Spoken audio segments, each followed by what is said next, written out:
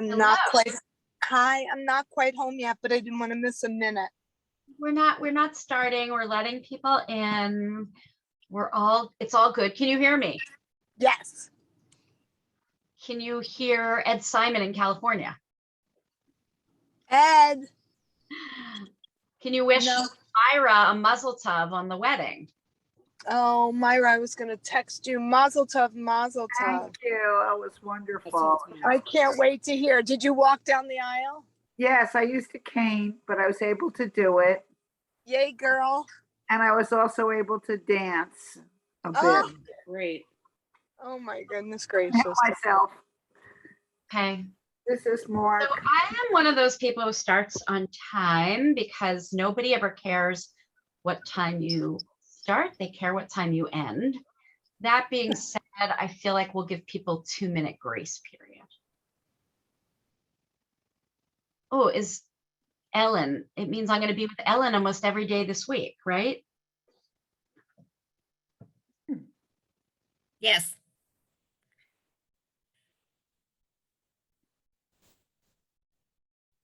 Okay, we're just going to wait a few more minutes.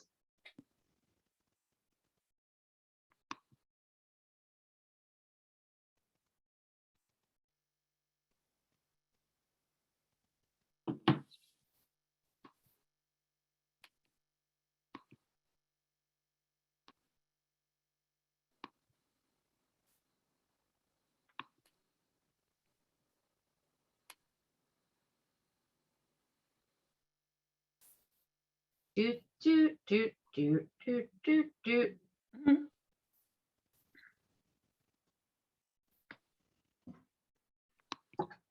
I love, Rabbi, the time difference, because when you write your Shabbat Torah thoughts, Yeah. I then read them. So when I go to Friday night service, which I've now done for 2 in a row, and I think I found a new, an additional synagogue, I'm so much smarter of what the Shabbat is about. All right. That's good. That's good. That's good. Well, they always come out before Shabbat here as well. We hope, but I don't always post them in time on Facebook. I try to on my way over, make sure they're posted. So I don't think we have everyone here, but I'm going to start anyway. Or what time do you all have? 7 o'clock, 7:02? 02. All right. I'll wait one more minute.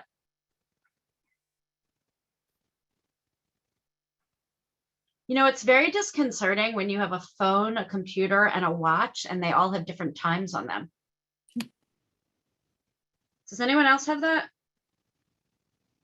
It's when they're electronic that it's also disconcerting. Okay, let's start. First of all, thank you so much for being here and for wanting to learn. I always like to begin anytime I study with a bracha. And so the bracha that I'd like to say is the traditional bracha for studying Torah, la'asok b'divrei Torah. So you are welcome to unmute and join me, stay muted, whatever, say amen. Baruch atah Adonai Eloheinu melech haolam asher kishanu b'mitzvotav v'tzivanu la'asok b'divrei Torah. Great. We are going to go around in a little bit later and ask questions and talk names, but I also want to let you know what we're doing. The curriculum that I am basing this on is called On One Foot, an Intro to Judaism, but I'm only basing it on that, in that the sources in that are all in English and a little too easy for most of you. And so I've added all the Hebrew and also added some of my own sources and questions. So we're going to begin with where I think Judaism begins, and that is with the idea of Brit. I don't mean a bris, I mean Brit in general, writ large. So I'd like to ask a couple of questions, as questions, a Vorspice of what we're going to learn, and then I want to present 6 different texts to you, 6 different pieces of Torah, of different covenants that we have in the Torah, and I'll present them all on the screen and we'll be able to talk about them and ask questions and then come back to questions again. but I do want to hear some answers to questions and who you are as well. I hope to end by 8 o'clock, 8:15, let's say, and end means only get ready for next week as well. The idea is for us to get to know each other and to really think again about the fundamentals of what it means to be part of our Jewish community. So my first question to each of you is, what is a brit? What is brit historically? And what might it be today? Can a brit evolve? Brit, of course, is the Hebrew for covenant. So when you think about brit, historically, you think about the word bris probably. So does everyone here know how to work the chat function? So if you would maybe put in the chat for everyone to see what you believe the definition of brit is, or covenant, and what we might be talking about when we say the word covenant. So I'll take a moment and put that into the chat. Also, Suzanne, didn't we say we were going to tell them something about the Zoom that I forgot? What was that? So friends, I don't know how you have your screen set up, but Rabbi and her screen are going to be spotlighted the whole time. You can either do that in the view in the top right corner of your screen. You can or you can choose gallery, which shows everybody else. And we also will, as long as I remember, we will save the chat so that we can take a look at that later on also. And this is being recorded, so if you don't want your face to be seen, you should uncover your face, although we'd like to see it. I'm getting really good answers, and that's wonderful. So take 20 more seconds. Brit, covenant, what is it historically, and what is it today?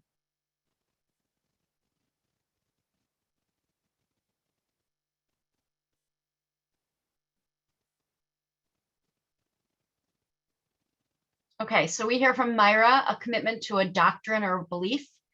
That would be part of the answer. A partnership, part of the answer. The agreement we make to be part of something, good. Covenant, mutually understood, a promise to keep and observe a ritual. And here we have the first, someone's putting in, this covenant is with God. What's expected to us, agreement with God, right? So we're basically all on the same page. That covenant, how many lawyers do we have here tonight? Any lawyers? Doug or Douglas? I don't know. I can't, he's on mute. Okay, so a covenant is a contract. In this case, it's a contract between God and other parties. Let me ask the lawyers on the text on the Zoom to unmute for a second. So generally, when somebody enters to a contract, do they need to be present and do they need to sign something or agree? It has to be a meeting of the minds. You need a promise, you need acceptance, and you need consideration. Any other lawyers? Thank you. So what is so interesting about the covenants we're going to read about tonight is that we are part of them, but we didn't enter into them. We did not agree to be part of these covenants when they were made, which means we all have to agree now, and that we keep agreeing each day and each time we encounter them. Anyone have anything else they want to say about Brit, or does Brit change? Well, how does a contract change? A contract change? And so we amend contracts all the time, right? And then we witness them and they get amended. Does the contract of the Jewish people with God change? I'm not sure. So what we're going to do right now, if it's okay with you, is we're going to study text. Don't worry about having these texts. Everyone who is here tonight, everyone who signed up for this class, we will email everything to you either tonight or tomorrow. So you can, not worry about, do I need to take notes or do I need this stuff? We have it for you. Okay, can everyone see the text? And did I make it large enough for you?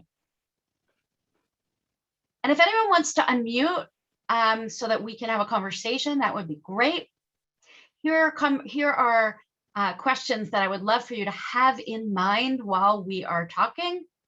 What is Brit historically and today? Can a Brit evolve? I think we know what we've talked about. Brit is something contractual.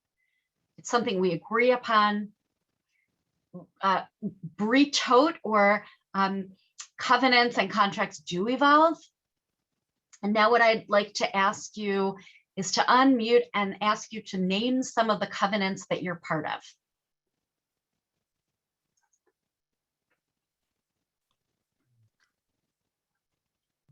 Okay, unmute, just jump in. Marriage. Marriage, the biggest one that you are part of. If you're in a marriage, I bet that though some of you signed marriage contracts, that you are always renegotiating, right? Always. Yeah. If you have teenage children, you are always renegotiating. Sometimes people think of God and the Jewish people as God as parent and the Jewish people as a teenager, always renegotiating. So what else are some covenants that you're part of? If I may say, it's not just teenagers. Okay. When they get older, they're just old teenagers. I was actually going to say any guy who's been married, the guy doesn't actually get a negotiating position in that contract. I'm just saying. I mean, that's the way it works. The wife Promise gets to it. give whatever it was that you promised to give, all those goats and sheep and stuff. So And to that's pick the up the thing.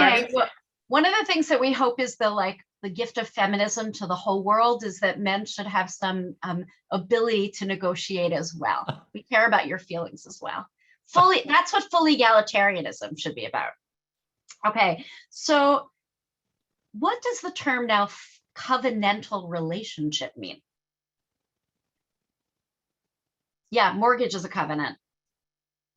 What does the term covenantal relationship mean? And have you heard that term before? You should have, because Alexandra has used it in her Kol Nidre speech. It's Covenant.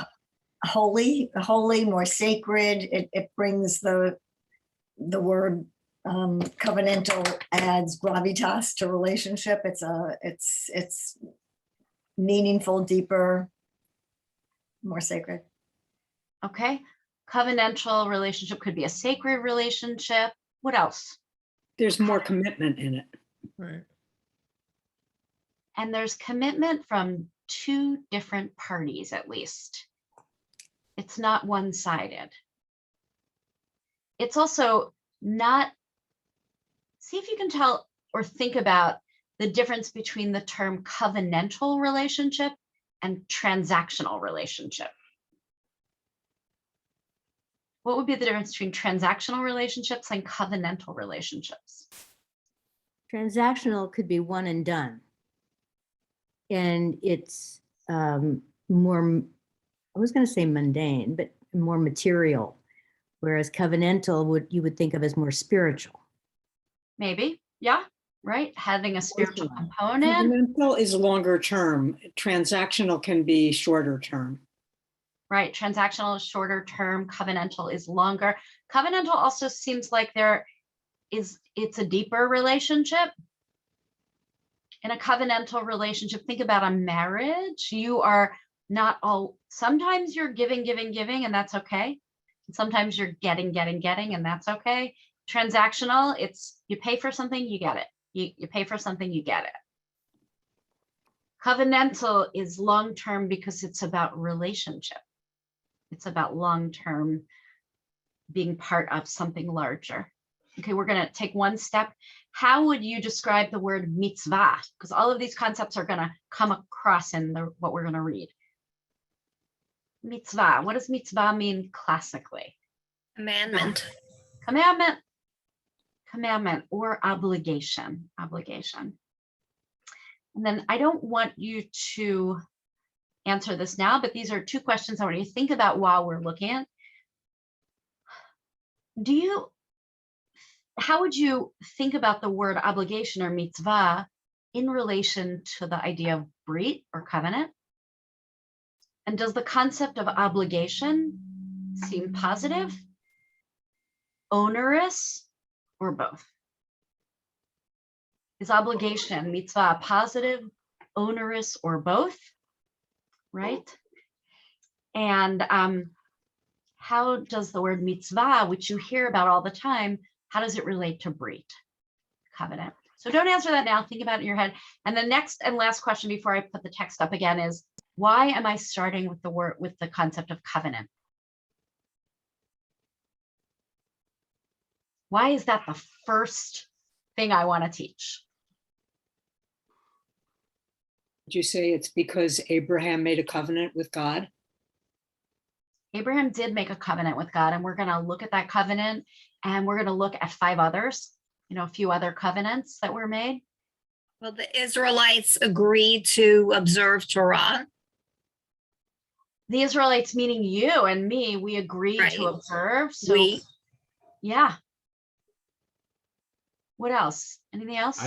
I think until you have made that covenant, all the other agreements or notions that you have won't be effective, won't be meaningful. It has to, I think it's a fundamental matter to you that this covenant that you have with God or with the Jewish people. Yeah, if you want to introduce Judaism to someone, the first thing you teach them is about the Shema and monotheism. But if you're already a Jew and you're already living this life, and you have to think about what is most fundamental, it's our relationship with God, with humanity, with the earth. And that is expressed in 6 different ways in the Torah. Our covenant, and if you're male, you have a bris, and if you're female, hopefully you were brought into the covenant at a naming ceremony. But if we can look at our actions in the Jewish world as part of being part of a larger covenant, that will help us think about the whole of the Jewish people. And then we can also think about what it means to be in a covenantal community. How can our synagogue be a covenantal community? Okay, good introduction. Let's go to Torah. Good, only 10 minutes on that. I'm sharing. And I heard from someone that it should be a little bigger. Is that so? Yeah. I'm going to try to do that. Not sure. Oh, I think I can. So it's 14. I'll try 16 point. Is that better? More. Good. You can also, Rabbi, at the bottom of your screen, you can increase the size of your page. Yeah, but then I won't see you. I want to be able to see you guys as well. No, I didn't mean full No, I see it. I screen. see it. I see. Yeah. Yeah. Right. I'm doing Good. that as well. Is that better? Yes. Great. Okay. So I would love for a reader. Would somebody be willing to read in a compelling voice? This is the first covenant that we see in the Torah, and it's not the one that you usually think about. I'll read it, Rabbi. Thank you. Who said that? Myra. Great, Myra, with passion. And God said, let us make man, people, in our image, after our likeness. They shall rule the fish of the sea, the birds of the sky, the cattle, the whole earth, and all the creeping things that creep on earth. And God created man in his image. In the image of God were they created. Male and female, God created them. God blessed them and said to them, be fertile and increase, fill the earth and master it, and rule the fish of the sea, the birds of the sky, and all the living things that creep on earth.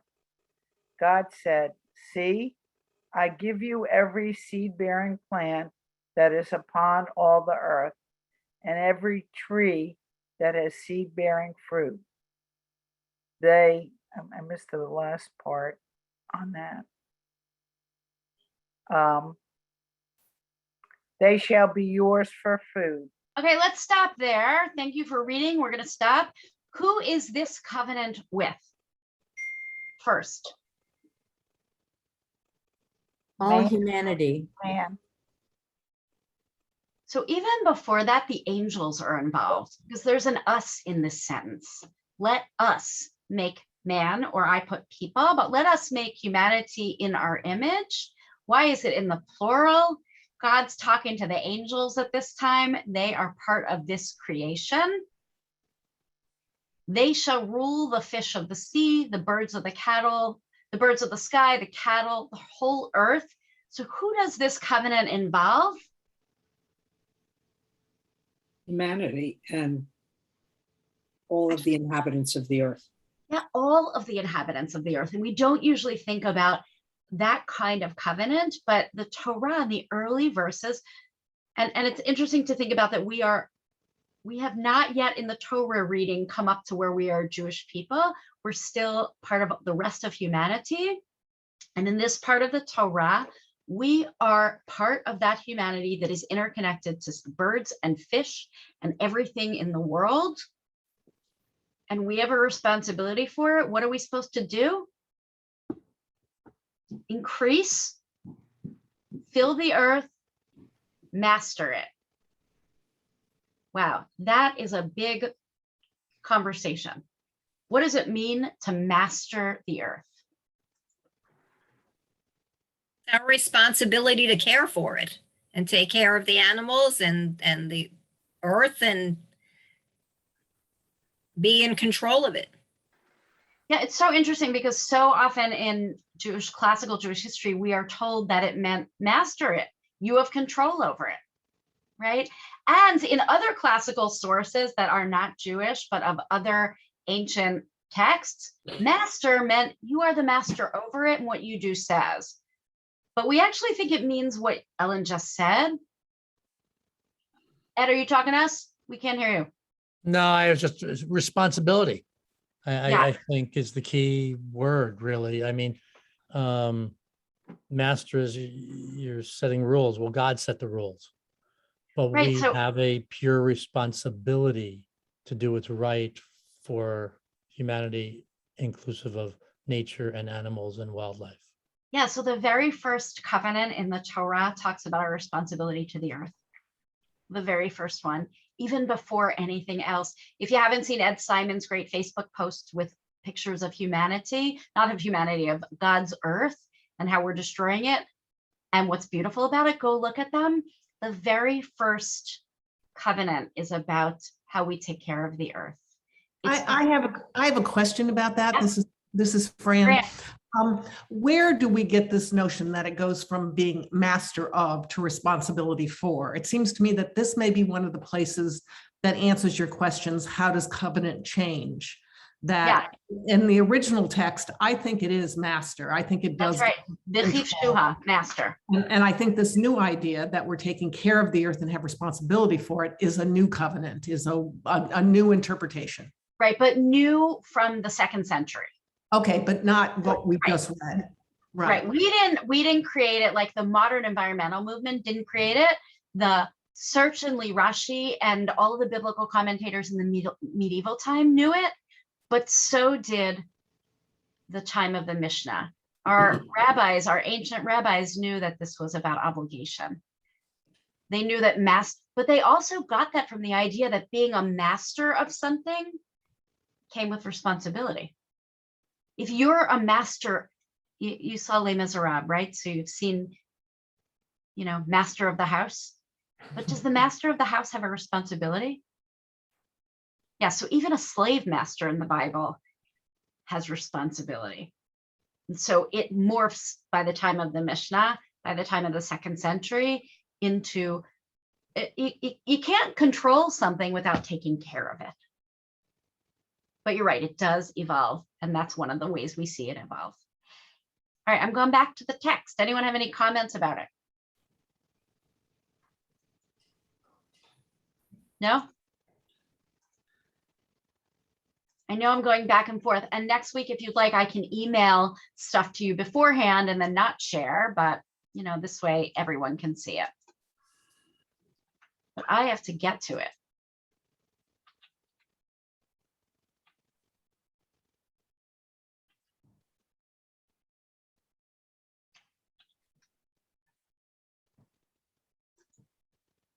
Okay, I have to move you all. Give me a second. I'm trying the Zoom thing of moving you.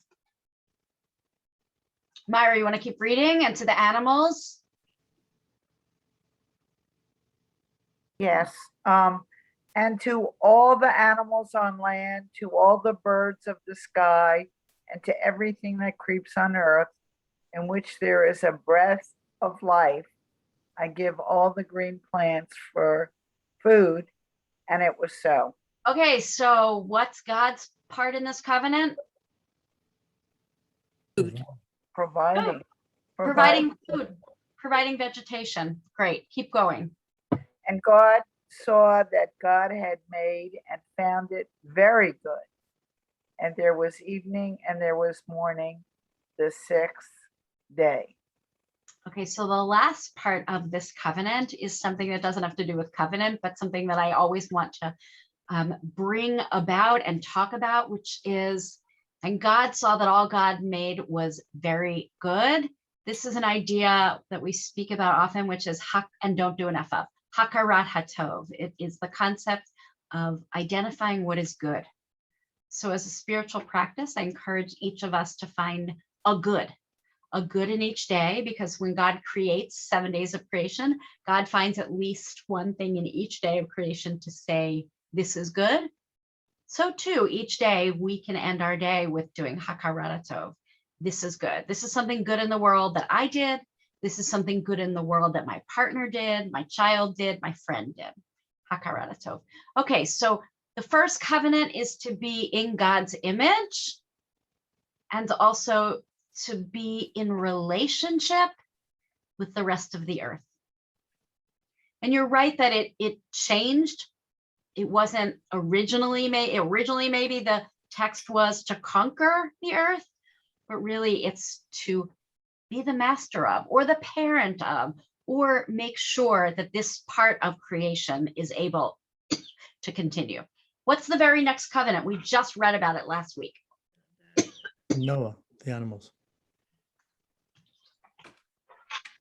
Okay, who would like to read it?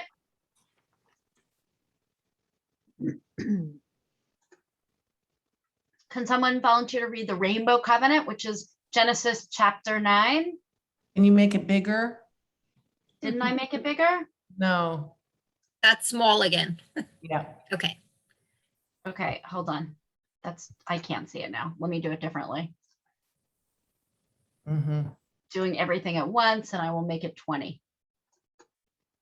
Is that good? Mm-hmm. Okay.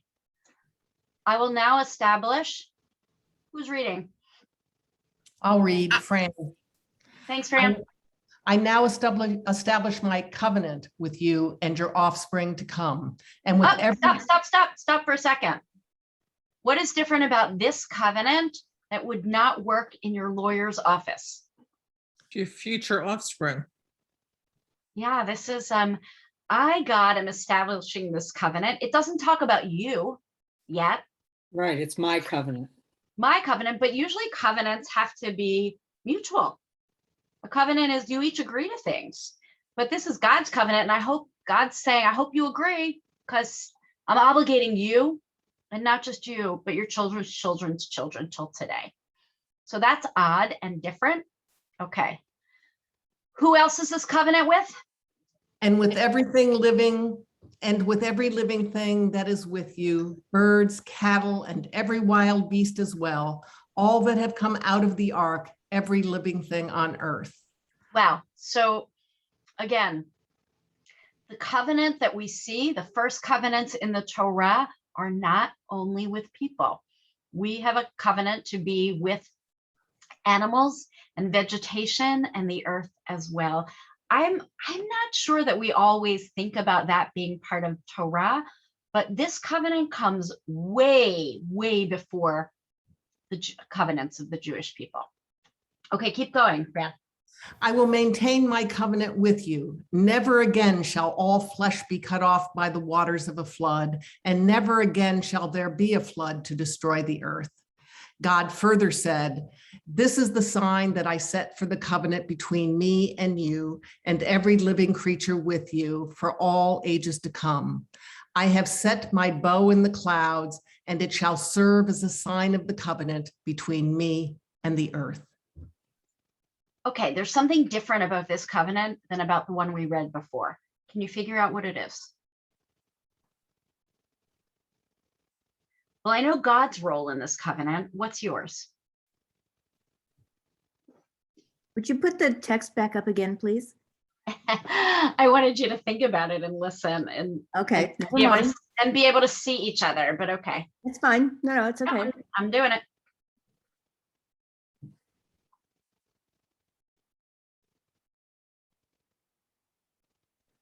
There it is. You see it? It doesn't say what we're supposed to do. Yes. Who said that?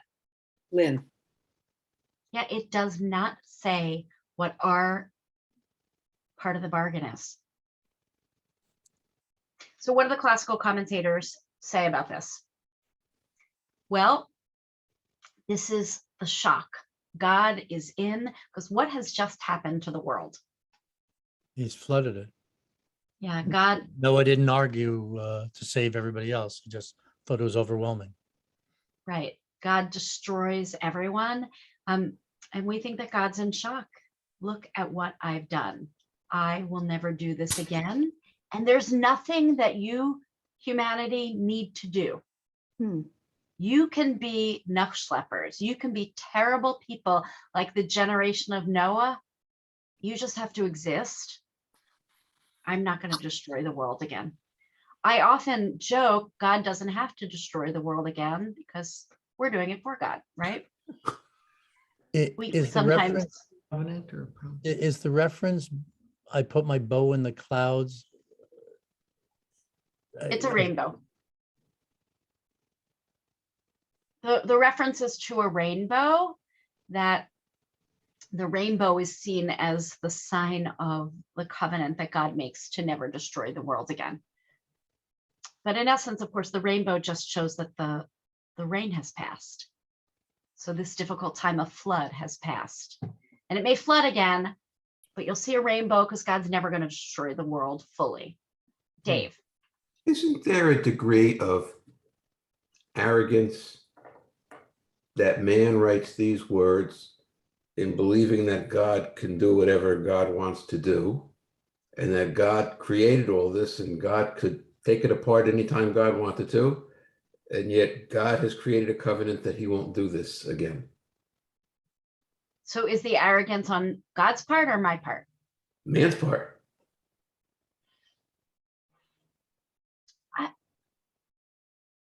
I don't know that it's arrogance. Talk more about that.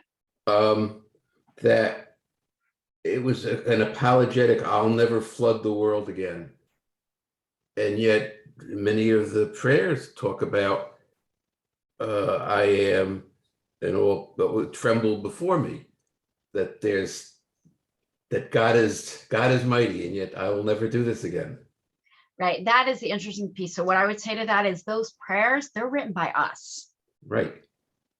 Right. And if we really sort of took Torah a little bit more, not literally, but understood this is saying the world may be destroyed again, but not by God, not by the hand of God per se.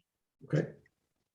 That's, I think we're eminently capable of doing it ourselves. Yeah, we are. And that's where that first covenant comes in of the earth is our responsibility.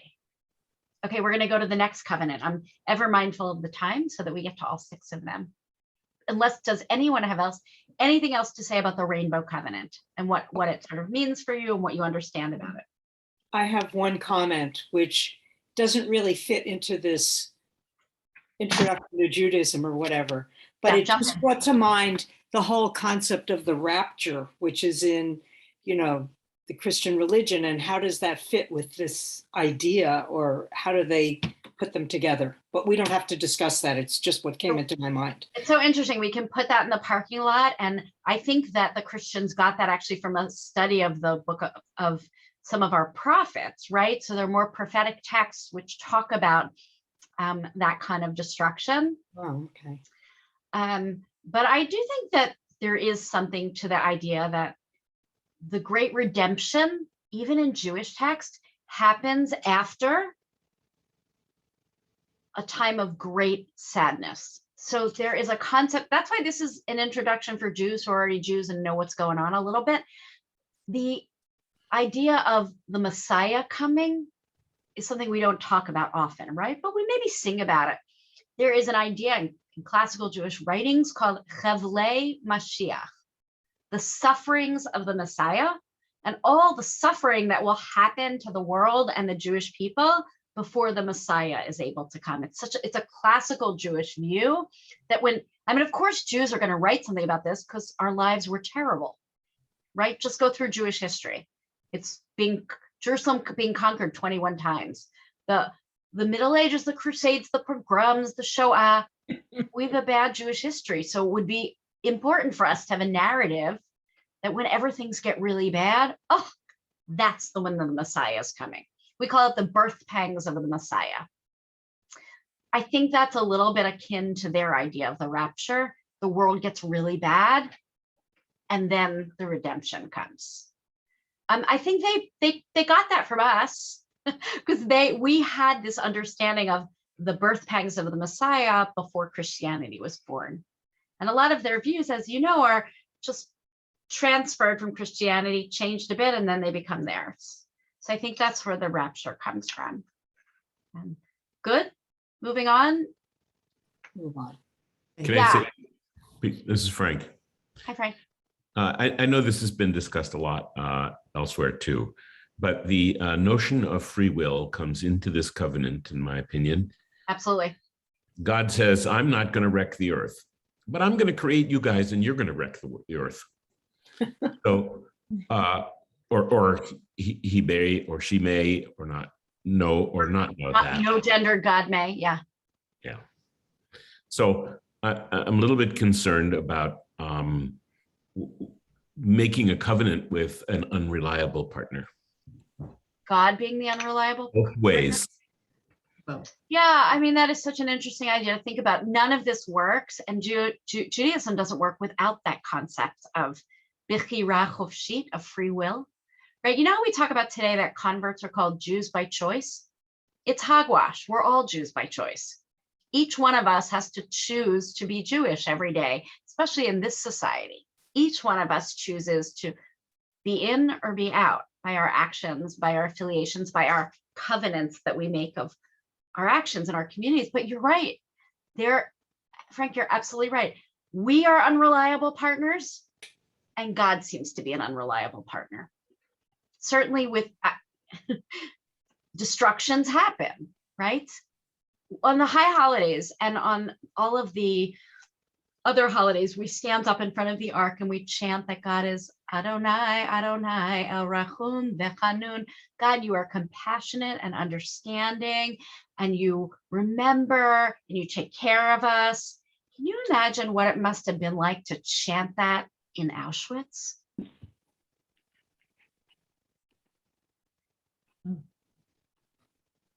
Now, it's not, I mean, I'm okay with it because my own personal theology, I don't think God intervenes in history in these ways anymore. Maybe ever. But you are right. We don't necessarily know what our response will be. And we certainly don't know how God will respond or if God will respond. So yes, it's hard. I mean, what I can say though is I'm looking out at the green grass in the Jewish Center and it's still growing. And I'm looking at all of you and you're still here. And that is what makes me feel like the covenant continues because the birds are chirping and because the redwoods are still standing. Douglas, did you have something? But you're on mute. So I don't know, maybe it's the last few years, but I'm into kind of revisionist history, both in terms of my life and in general. And sometimes there are forces at work and they've been at work for a really long time and you had no idea they were even there. And they really made a major difference in your life from a very early point. And, you may have been completely oblivious to the entire thing. And, when you start to realize that, when you start to realize that your choices were forced upon you, it could make you have faith, could make you decide that maybe you do need to believe in something higher power than all of this, because Jesus, excuse me, wrong God, first of all, not. I mean, not Jesus, right? but I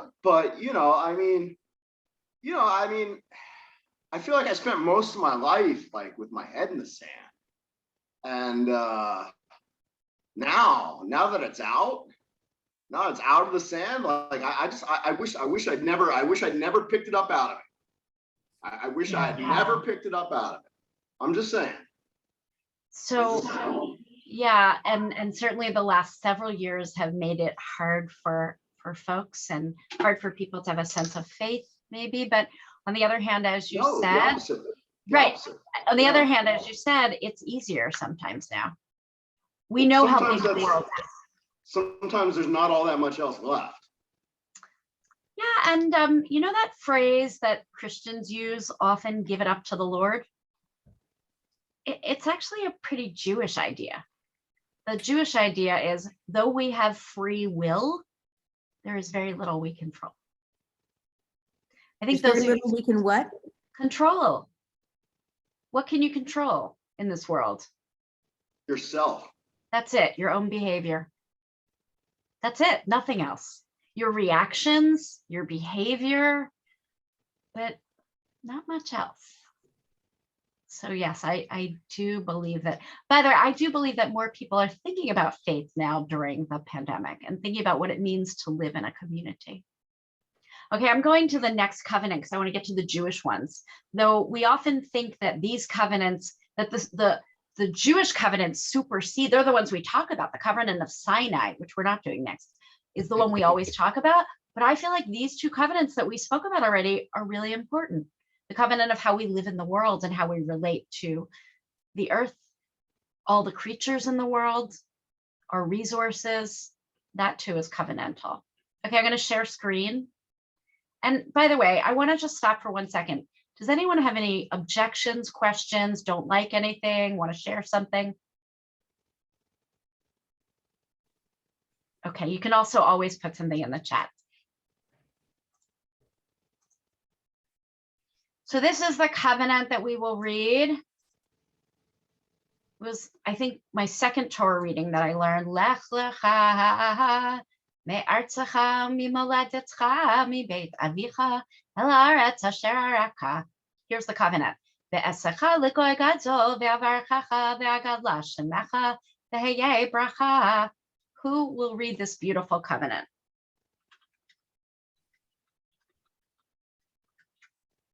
Read it. Okay, who is that? I can't see it. It's Ellen. Thanks, Ellen. Okay. The Lord said to Abram, go forth from your native land and from your father's house to the land that I will show you. I will make of you a great nation, and I will bless you. I will make your name great, and you shall be a blessing. I will bless those who bless you, and curse him that curses you. And all the families of the earth shall bless themselves by you. Okay, so now this is the first sense of monotheism. So this is a covenant that we share with Muslims and with Christians as well. This is holy to them as well. What do you have to do to be part of this covenant? You're Avram. What do you have to do, Avram? Go forth from your native land. Okay, and what else? And from your father's house to go to the land that I will show you. What is hard about that? And why is that such a big ask? A lot of unknown. Abram doesn't really know what's ahead when he leaves his land. It's like Ed Simon moving to California, right? What's the underlying piece of this? Avram, leave. But he didn't have Zoom. Avram didn't have Zoom or GPS, and Moshe didn't have GPS. Right. It's a leap of faith. Yeah, this is the first leap of Trust.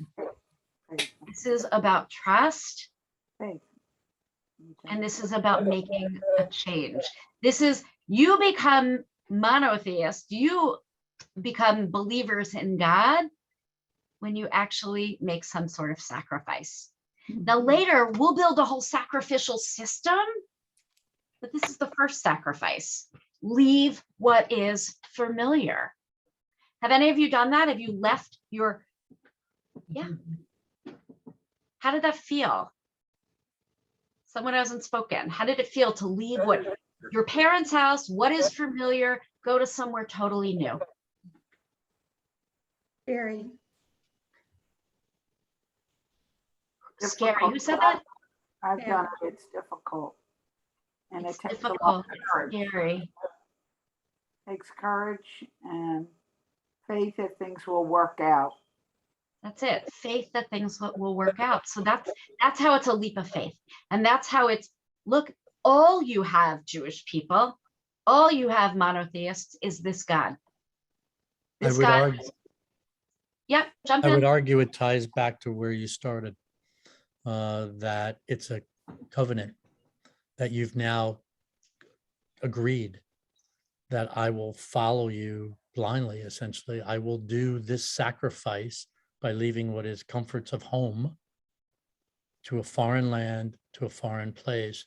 And that way I will show my commitment back to you. Yeah, this is, I mean, that's why I brought this text. This is the first covenant of the Jewish people. This is, but it ends up being a covenant also for Muslims and Christians, right? This is, we are connected now, and I'm going to be your help. I, God, and you, the Jewish people, are going to have just me to follow, not the other gods. Yeah, Fran. So in that sense, isn't it also liberatory? You know, you leave home, but you also are liberated from homes. You're being liberated here to believe and to enter into something. I mean, I see that as a great sense of liberation, not just one of being scared and afraid of possibilities. That's so interesting and beautiful. And I think it depends where you're coming from, how comfortable your home was, and where you're going to. But I would agree with you that it can be liberating, and think about all the possibility and think about all the growth that can happen and the travel, right? Avram is going to go. And if you have a chance to look at the maps in the back of Eitz Chaim, I'm going to go through all of Mesopotamia and really see the world, and also develop his life. And, you know, of course, I think most of you know this. What's the big change that happens after Avram and Sarai go and their names change? Why do their names change? And how do their names change? What do their names become? Abraham and Sarah. Abraham and Sarah. Father of many people and princess. Yeah, so each name now gets Avraham, Sarah. Each name gets a hey. What's a hey stand for? Hashem. Hey stands for God's name, Hashem. So this travel, this leaving, allows them to open up enough space in their life to add God. What do we do? What can we leave behind to open up enough space to add God to our lives? I think that's what Avram says. Like, what does it mean for you or me, Lech Lecha? Yeah, it could mean leave Philly and move to Princeton, but that's not what it actually means. What does it mean? Leave something that's familiar, or open enough space in your heart, in your home, in your community to bring God in. Is that your contract? What? Is that the ultimate contract? To bring God in. Covenant? Yeah. You're giving up something that's leaving you to bring something in. And the something is of this is the contract gets completed when Avram and Sarai become Abraham and Sarah, when they get God's holy name as part of their name and their life, when they get the hey in their name, the Hashem in their name. When they allow enough space, you all know the Midrash, I am sure, that when you were in Hebrew school, if you went to Hebrew school, you learned that Midrash of Abraham going and what did he do? Smashing the idols. Yeah, smashing the idols, not in the Torah, of course. It's a Midrash, it's a rabbinic story, but it's the rabbinic story of why the rabbis need to write it. Why did they need to write that story? They needed to show that Avram and Sarai, needed to leave polytheism. They needed to destroy what was spiritually in their life so they could build something new.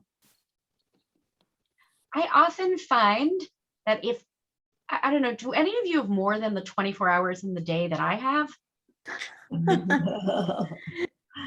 Because I need more hours in the day. Really, I need more time to do everything I want to do and learn. So Avram needs to get the idols out, to get the false gods out, needs the space to put Hashem, God, in his place. Okay, so what then will God do? I will make you a great nation. What else? I don't remember what I'll put it back up. Multiply. And you will multiply. And I will make your name great, and you shall be a blessing. That's the blessing. You'll have a great name. By the way, I think this is true? This happened. We're a great nation. We may be small, but we're a great nation.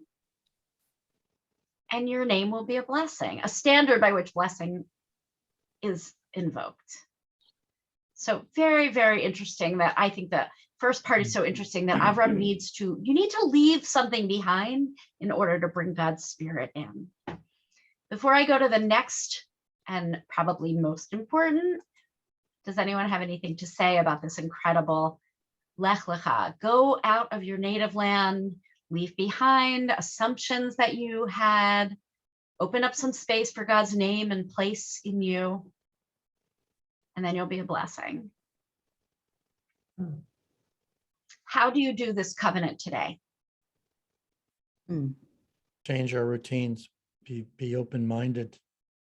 Therefore, it opens it up to just start thinking about God, or at least the responsibilities that we talked about before. Nice. Anyone else? How do you do this today? How do you go out of your land, your native land, to a land that I will show you? So that God, your mind, expand your mind, use your brain. Leave behind false gods, false, things in our lives.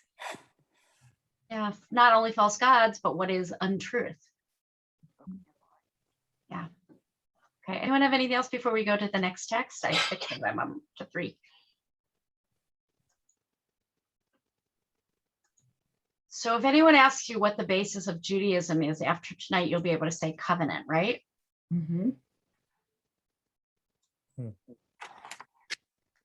It just says participants can see my application. Does that mean you can see my screen? Yes. Okay, so we're now at the all-important covenant at Sinai. I know I have to make it bigger, 20 points, as you all said, right? Right. I thought 14 would be good, but. Okay, before we even talk about this covenant at Sinai, what's the covenant at Sinai?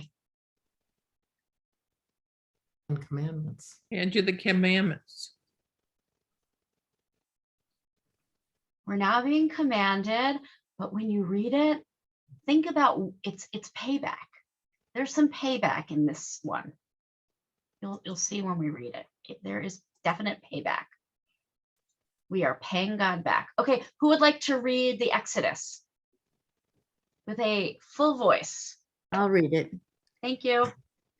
On the 3rd new moon, after the Israelites had gone forth from the land of Egypt, on that very day, they entered the wilderness of Sinai.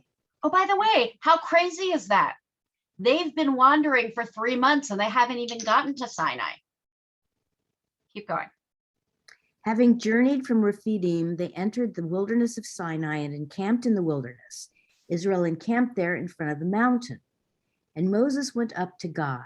The Lord called to him from the mountain, saying, "Thus shall you say to the house of Jacob and declare to the children of Israel." Are they different, by the way, the house of Jacob and the children of Israel? We don't think so. We think it's just for literary Emphasis. embellishment. Keep going. You have seen what I did to the Egyptians, how I bore you on eagle's wings and brought you to me. Okay, hold on. I have to move my screen. Nope, that way, right? Hold on. Sorry. Oh, there. Now then, if you will obey me faithfully and keep my covenant, you shall be my treasured possession among all the peoples. Indeed, all the earth is mine, but you shall be to me a kingdom of priests and a holy nation. These are the words that you shall speak to the children of Israel. Moses came and summoned the elders of the people and put before them all that the Lord had commanded him. All the people answered as one, saying, all that the Lord has spoken, we will do. And Moses brought back the people's words to the Lord. Okay. What did God do first? Kind of threatened them. You saw what I did to those Egyptians. You see my power. Well, and I saved you. I took you out of slavery. I took you out of Egypt. It's payback time. So you know how we all think about the festival of freedom as being Passover? Sometimes we forget that it's not freedom for its own sake, especially living after the 1960s in the United States. I'm looking at my shelf of Haggadot right now. I see the United Synagogue Haggadah called the Feast of Freedom. It is the Feast of Freedom, but freedom not from, freedom to. This covenant says we were freed so that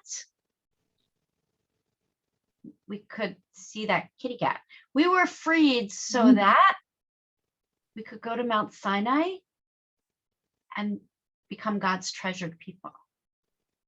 We were freed so that we would have this particular moment at Mount Sinai. Freedom here in the Exodus story, in the story that we read at our Passover Seder, is only so that we can get Torah. And how do I know that? By the schedule of the Jewish calendar.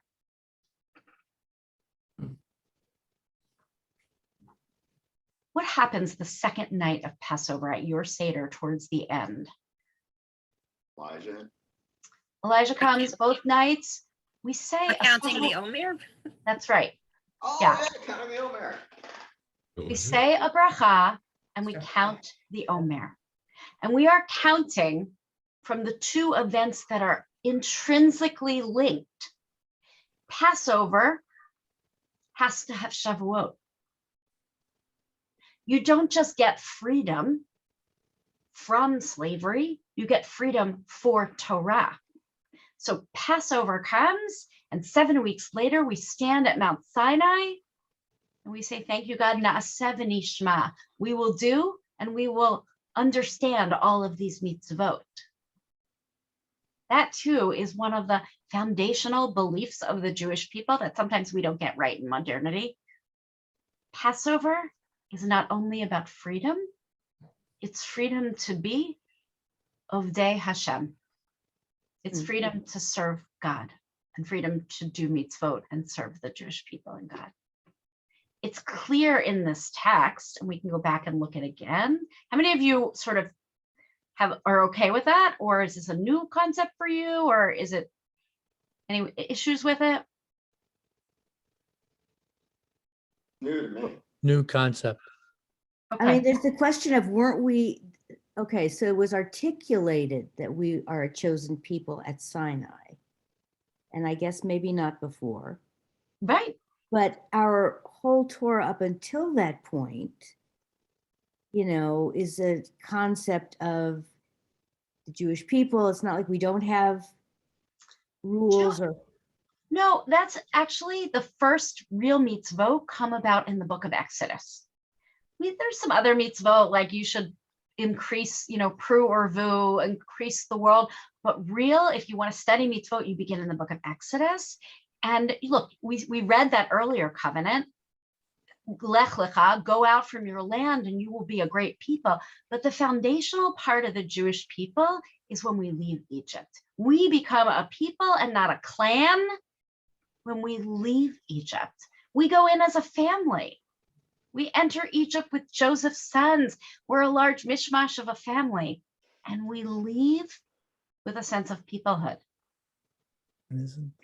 Peoplehood, land, language, history. Passover makes sense in the Jewish world only with Shavuot. Let me go back and read it. Yeah, Ed, do you have something to add? Yeah, it almost feels like this is the first time the responsibility becomes of the Jewish people and That's not right. just Abraham and not just Moses. That's right. This is it. The revelation at Mount Sinai is where real peoplehood begins. And so this revelation, right? This is what happens at Shavuot. We get revelation. And we are only let out of Egypt so that we can go to Mount Sinai and become that people. This is where it goes from an individual and a family to the whole Jewish people. So I'm going to screen share yet again. I never know if what I'm teaching is like new for people. They've heard it before. It's good, it's bad. So you're welcome to say, I never heard this. I did hear this. I don't agree. I agree. But I'm going to go through it again. On the third moon, they journeyed all this way. And Moses goes up to God, having trouble moving my screen, and says, I let you out of Egypt. I bore you on eagle's wings. And you saw what I did to the Egyptians. I brought you to me. I didn't bring you out just to be free. I brought you to be able to do mitzvot.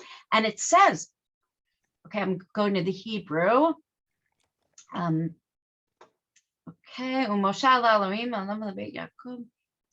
I'm right here. Can you see my cursor? Im ri'item asher asiti lemitzrayim. You saw what I did. Ata im shamoa tishma'u bekoli. If you listen and do all that I have asked of you, if you listen to my voice, and if you shmartem, you observe et briti, my covenant, then you will be to me a chosen people. It's right here, and it is when we become God's people. For as Ed, you said it, it was individual, it was a family, but now we've accepted God's mitzvot. And how do we know that? Here it is at the very end. Vaya'anu kol ha'am, and all of the people answered yachdav, together. Vayomru kol asher diber Adonai, everything that God says, na'aseh, we will do. This is where we become a covenantal people, not individuals with a covenant. This is why Passover, this is why Shavuot should be as celebrated as Passover. And hopefully this year we can do that here at the Jewish Center.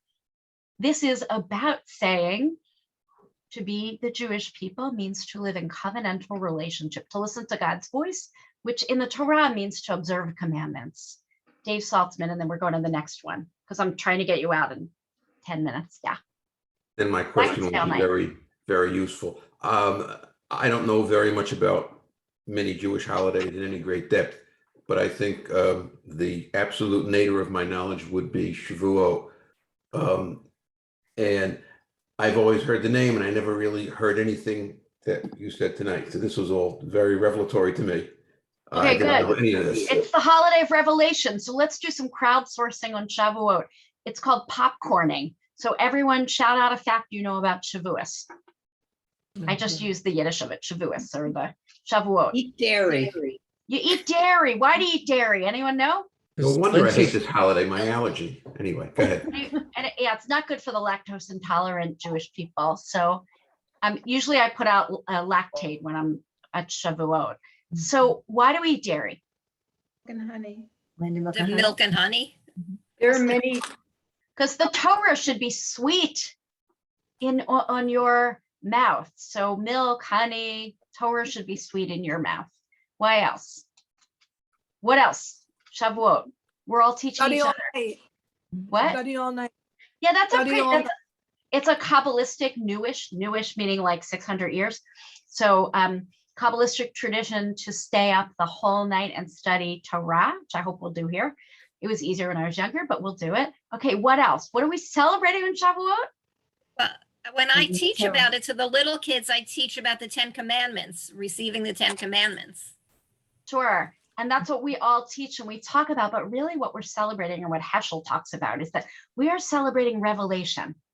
And revelation could be as minimal as God showing God's face to Moses, and as maximal as giving us the whole Torah, and then everything in between. And guess what? I don't have proof, and you don't have proof either. I don't have proof of what happened at Mount Sinai. I know revelation happened. God and Moshe had some kind of communication, and the Jewish people responded with, "We will do." So Dave and all, Shavuot celebrates the giving of Torah, we say, and really it celebrates revelation itself. God revealing God's self to the Jewish people. And by the way, if you read the monthly newsletter, there's a new holiday that the state of Israel started to observe in 1985 from the Ethiopian Jewish community, Sigid, I believe it's pronounced, I always get it wrong, S-I-G-D in Ethiopian, and it celebrates Moses and God speaking for the first time, probably at the burning bush. What we celebrate at Shavuot is this, the Jewish people's moment at Mount Sinai, this covenant, the covenant of Sinai, where we respond with, "We will do," which is why this year, Pesach, make a big deal at your Seders that for Pesach to mean more, do something for Shavuot as well. Okay, we're going to go to the next one because I have two more and I have 10 minutes. Okay, so this is the covenant at Mount Sinai. Everything you say, God, we will do. Does anyone have anything to add or detract or to argue about? One of my other rabbis had like an Ethiopian Jew thing. Who is this? Oh, Rabbi Weiss. Yeah, great. Rabbi Weiss. And anyway, I was so disappointed because my whole reason for showing up was because I wanted to see like Black women Jews, and there were none there. But it's all good. It's all good. We have diversity. So we have people in our congregation who are of color. Really? Absolutely. Are they married?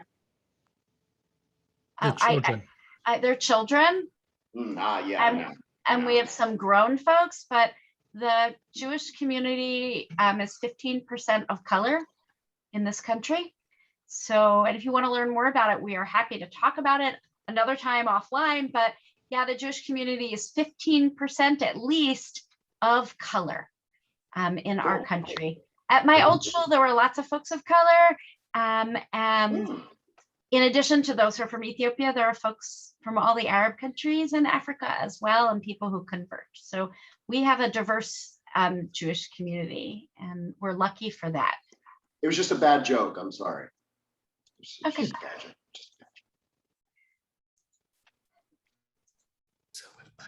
Okay, I'm going to the next covenant. This is a covenant you all know, the covenant of love. Up to this point, these covenants have talked about law.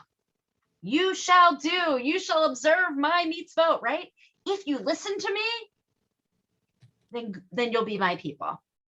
We are now at the next stage of covenant, the one we also don't talk a lot about because we have ceded the talk of love to the Christian community. Right? God loves you. You think that's Christian, right? It's in the Shema. It's ours. God loves you and we love God is ours. So let's own the love. Let's read that next covenant.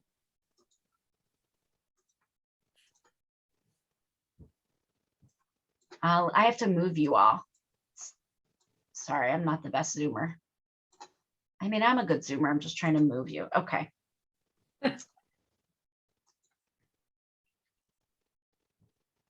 Hold on. Do you see where it says Shema? Yeah. Probably the first thing that any of us people know about Judaism, the first thing you learn. Okay, who could read the Shema? I bet you could also read it in Hebrew. But let's read it now in English.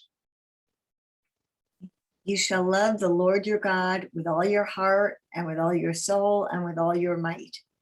Take to heart these instructions with which I charge you. Actually, go to the page before, and this is the instruction.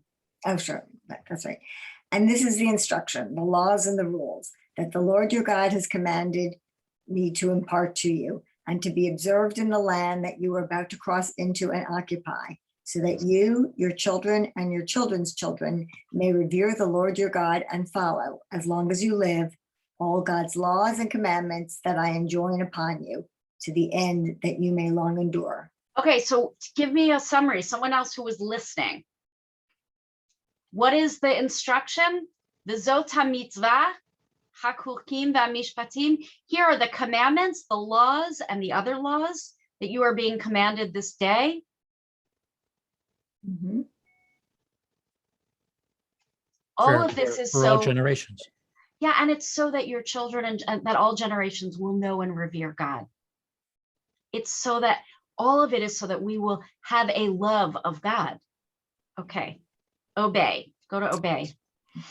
Obey, O Israel, willingly and faithfully, that it may go well with you and that you may increase greatly as the Lord, the God of your ancestors, spoke to you.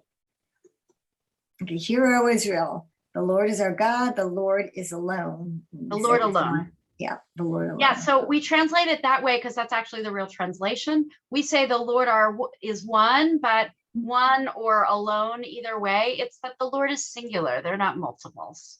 Mm-hmm. Now, we're starting with the next phrase. I bet every single one of you could read this in Hebrew. V'ahavta et Adonai Elohecha. V'ahavta et Adonai Elohecha. V'chol levavcha, v'chol nafshecha, v'chol me'otecha. What is the commandment here? You shall love the Lord your God with all your heart, with all your soul, and with all your might. Take to heart these instructions, impress upon them on your children, recite them when you are at home and when you're away, when you lie down. Wear tefillin, meaning put them as a sign on your hand and your head. What's another, inscribe them on your doorpost. What is another way to understand the phrase, bind them as a sign on your hand and a symbol in front of your eyes, besides wearing tefillin? Well, we cover when we say the Shema. Right? We cover our eyes. Is that so we more deeply think about it than not? Yeah, so we are focused on the oneness of God. So you know how many of you wear tefillin? And if you don't, come to my office. I'll teach you how. It's so fun to wear the Torah every day. Also, black leather matches everyone. So come and I will teach you how to put tefillin on. Men and women invited. I have loaner pairs, and if not, I'll get you some. So this idea that our ancients, even before the time of the Talmud, so even before the 2nd century, had these black boxes made out of leather, and inside they put pieces of the Shema, pieces of Torah, and they would wear them actually as a sign on their head and on their arms. But let's say I put my tefillin on in the morning and I'm walking on Nassau Street. Can I still have that sign on my hand and my arm? What could this mean if it were a metaphor and not a concrete box? That you're different than everybody else? Okay, it does mean that I'm different, yeah. And in the ancient world, by the way, you didn't walk out of your house without tefillin on. You didn't go four large steps without wearing tefillin. Yeah, your thinking and your thinking and your doing are related to or coming from your. And if that's all you take from tonight, take this, that as you go throughout your day, have Torah in your head, your brain. Have Torah by your arm as you do work in the world. By the way, if you're taking a phone call, if we hear your radio, if you could turn that, mute yourself, that'd be great. Fran? I just love this notion that Torah is embodied, that it is part and in us, even as it is on us. I mean, this is just a lovely sentiment, I think. Yeah, and I really actually want to say that it is such a powerful thing. And next time you're in shul and you have your talit on, or you don't have your talit on, and you say these words, you will often see some people, myself included. I learned this from Rabbi Israel Frankis. He was a Holocaust survivor and professor of Talmud at JTS. And I watched him daven, and he would always, when it said a sign upon your arm, he would take his talit and kiss his tefillin here, and the same thing on his head. But then I saw him daven in the evening, and he would do it even without tefillin on, to remember here and here. So think about that when you're saying the Shema, that physical embodied, you, Torah, are embodied in my body here, my arm, in my hands, the work of my hands, work of your hands, and the work of your brain. Second part, again, advertisement.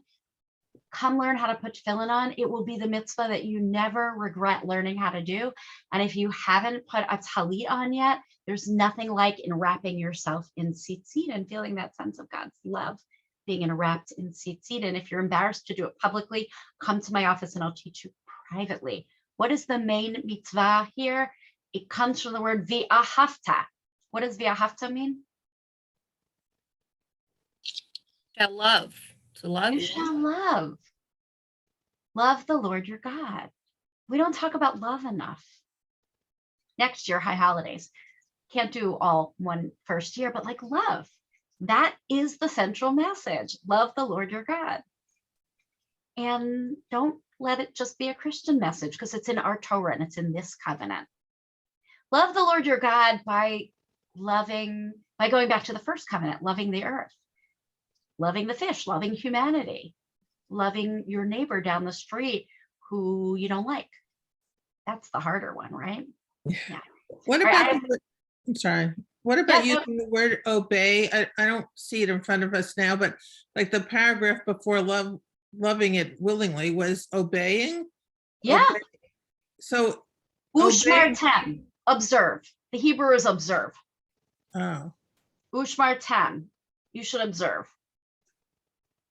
That's why, it's hard to do it with, yeah.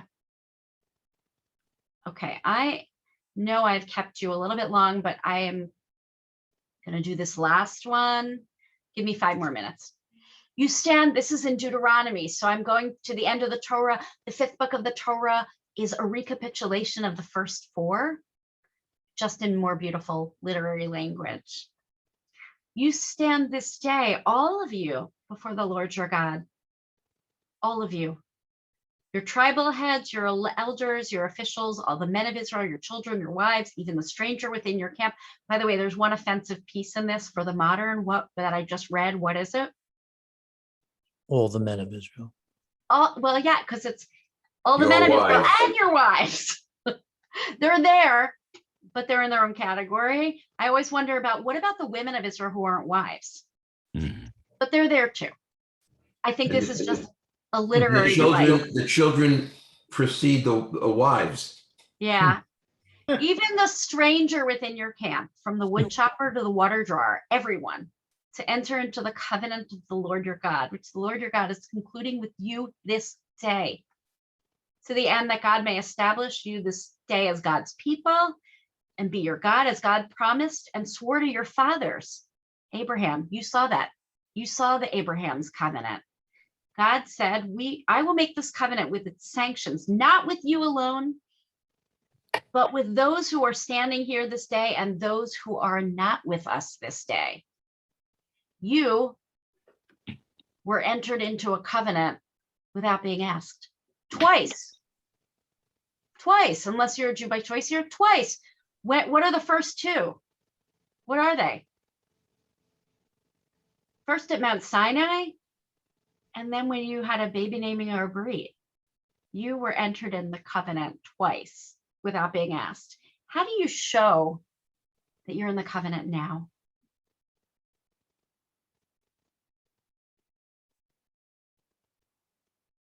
How do you show that you're part of this brit now? Please unmute and talk, especially if you haven't said anything yet. By performing mitzvot? That is one classical way, performing mitzvot. Seeing the world through, I say, mitzvah colored glasses, that it's all an opportunity to show my love for God and to buy into the covenant by doing those mitzvot. How else do I show the covenant that I'm part of this covenant? You all do it. You just came to a class. You come to shul, you give tzedakah. Services. Come to service. You're part of a Jewish community. So many Jews are not, but you've taken the step in your lives of saying that covenantal relationship's important. Okay, next question. What makes our shul a covenantal place? Not the covenant between God and the Jewish people, but between our shul and all of its members. How is that a covenantal relationship?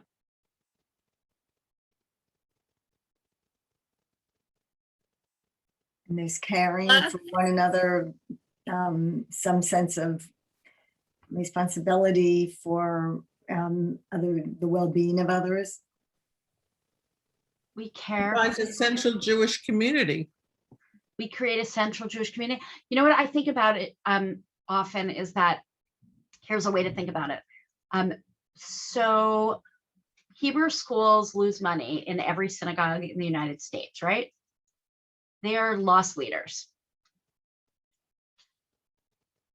But Hebrew schools don't lose money, right? Because it is the responsibility of the community to educate its children. Even if I don't have a child in the religious school, part of our dues go to educating that generation. Or not everything in the shul is something that I want to or need to use, but being part of a covenantal community means making available Jewish options for Jews, for lots of Jews. Making sure that Jewish community happens for others, even the parts that we're not so interested in. We sent out an email today. I don't know if you saw it, pretty late in the day, that our morning minion's having trouble getting a minyan because people are a little zoomed out and whatever. And you know, we used a little bit of Jewish guilt, right? Because we said people are needing to say Kaddish, but it's actually guilt that works because we are in a covenantal community. We want people to be able to say Kaddish. So we sent it out like that. Okay, I have one last question before we end, and then one more after that, but which is, what is one way that you feel like you live the covenant of the Jewish people that is most meaningful to you? And I'd love for people who haven't spoken to go first, but anyone can go.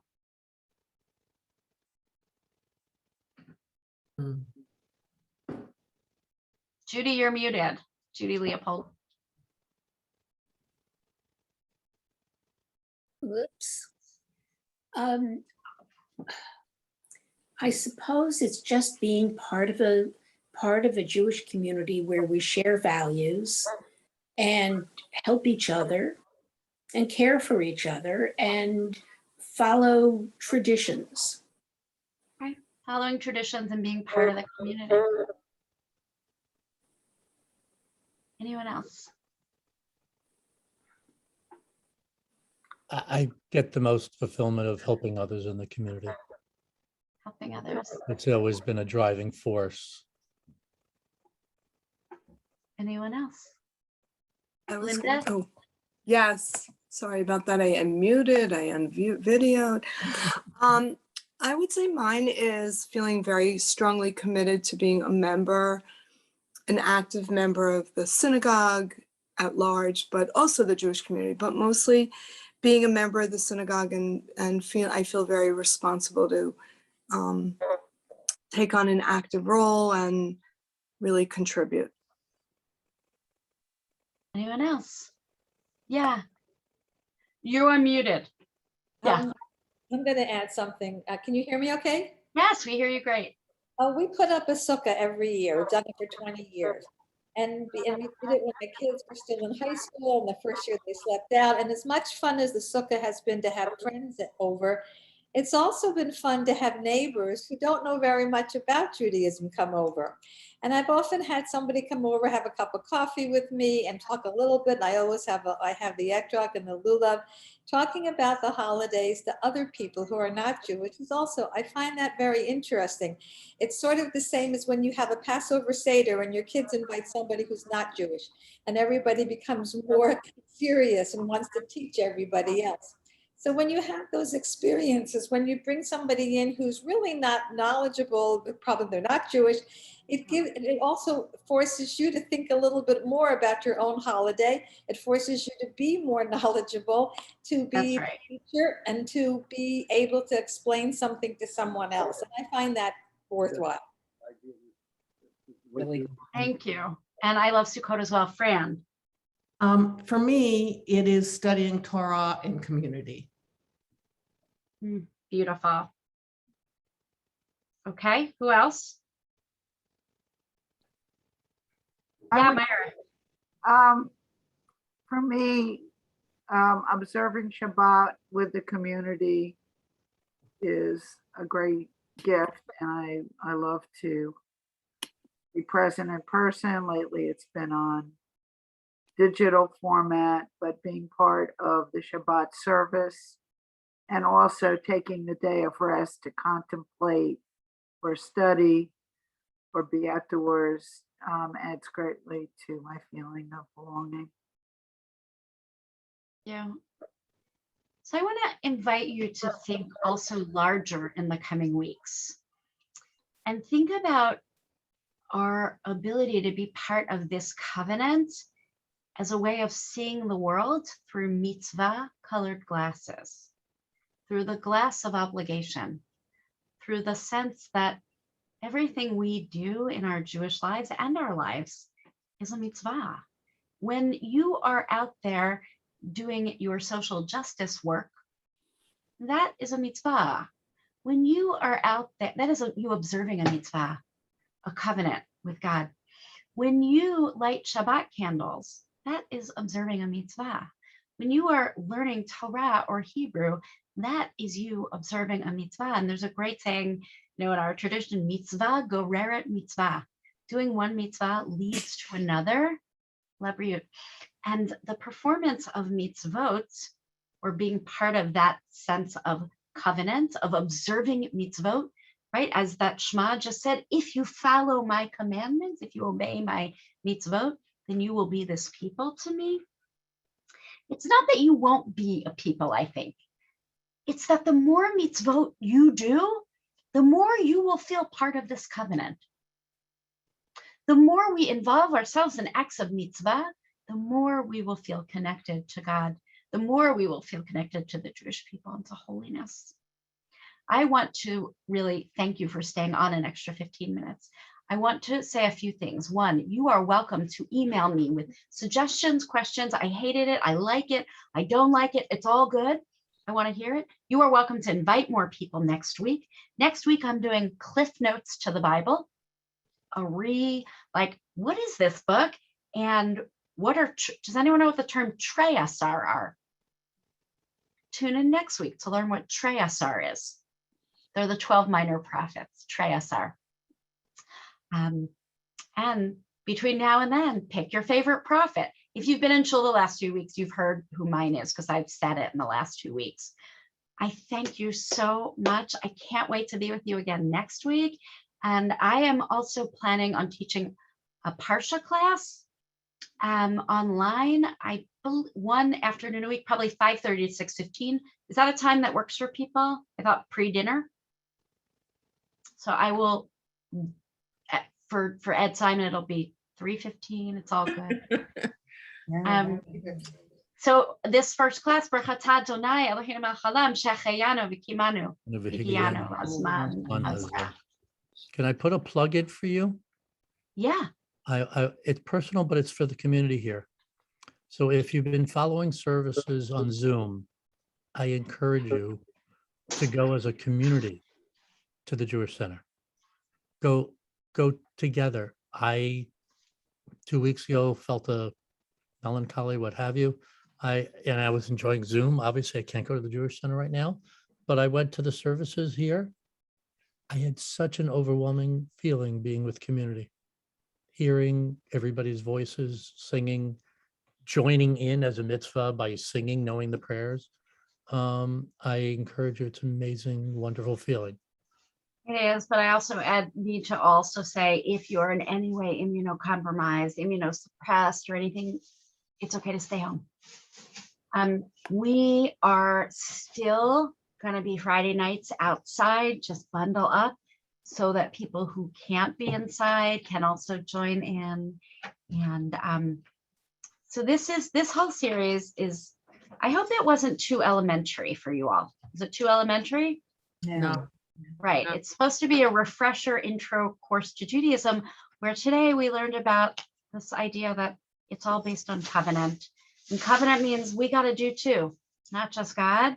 And next week's Bible and the week after Shabbat. But I have all year planned, and I'll be adding other courses during the year. But thank you so much. Thank you. Thank you. Very much. Perfect. Thank you so much. We will email you the text tomorrow. Good night. Night. Lila Tov. Lila Tov. If we were at Isaiah. Camp Ramah, we would sing Rad Hayom. Rad Hayom, Shemesh Dom. Isaiah, right? Isaiah, right. Thought so. And Dave. Thank you, and Dave? thank you, Ed. It was Yes. so nice to Thank see you to you. Thank you, Suzanne. Rabbi. And Dave, up to this point, I always thought Shavuos was when blintzes were invented. So thank you for helping explain that better. If I have a talent in this world, I'm not afraid to Oh my God, I have a say I don't funny, understand something. wait, I have a funny Shavuot story for all of you. It's not a Shavuot story, it's a dairy story. And so you're gonna have to tell people later. We were hosting USY regional convention at my last shul. This is already many years ago. And it was on Tu B'Shvat. And we decided that what we were going to do is we're going to end services really early, no sermon. We're all going to the social hall, the whole shul, and the like 150 USY teens. And we had a stage set up in the middle. We were going to do a Tu B'Shvat Seder for the teens, the kids, the whole community. One of the USYers didn't realize that we'd be serving dairy. So we weren't going to serve meat on Tu B'Shvat because it's bad for the environment, right? Meat. So grazing cattle, whatever. So this little USY teenager comes up to me and says, Rabbi, I didn't realize that we'd be having dairy. Do you think anyone here has a lactate? And I said, we're a shul with Jews. I'm pretty sure every table has lactate. And I got on the microphone and I said, if you have extra lactate for any of our teenagers at your table, could you raise your hand? Lo and behold, every table, some lady pulled lactate out of her purse. Jews with gastro issues. Okay, good laugh. Thank Thanks, you. Suzanne, for being the Zoom master. Thank you, Suzanne. Add love to Lori. Indeed. Okay. Bye-bye. Thank you all. Bye-bye. Night. Thanks, Suzanne. Thanks, Ed. You're on mute. Of course I am. So I will turn off the recording now. Great. And